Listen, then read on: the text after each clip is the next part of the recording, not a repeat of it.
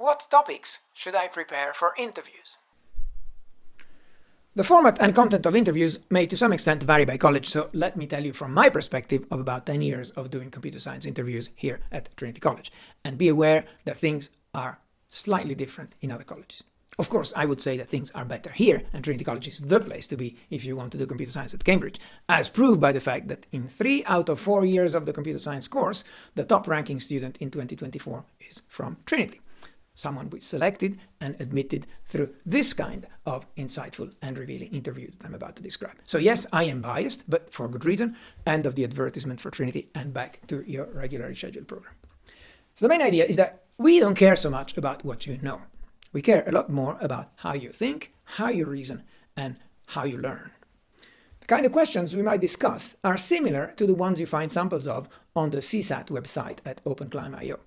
But we are not interested in whether you can answer them. In fact, if you can answer a question, we'll keep asking you harder questions till we get to one you can't answer. Because that's where things get interesting. How do you reason about an unknown problem? We'll ask you to think aloud. If you get stuck, we'll give you a hint. What do you do with our hint? Does it let you see the problem in a new light and make a bit of progress? How long does it take you to make progress? Do you need another hint? And when you get another hint, do you make good use of it? As you know, one of the distinguishing features of the Cambridge undergraduate course is the supervision system. In the morning, you get lectures in the department, where a professor addresses a big class of maybe 150 students, coming from all 31 colleges. The lecture is the same for everyone, and there is no scope to interrupt and ask questions.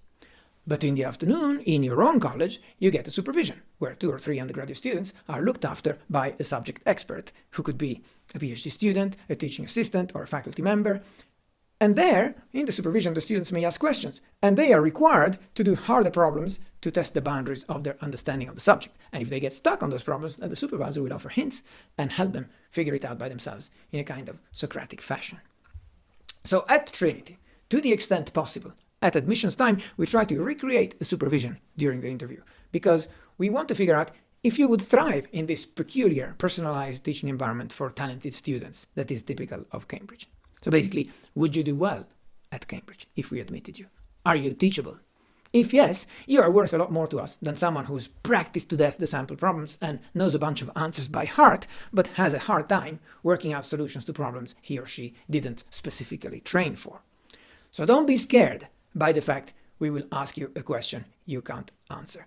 We will. We definitely will. This is by design. And if you can't answer, it's not a sign of failure on your part.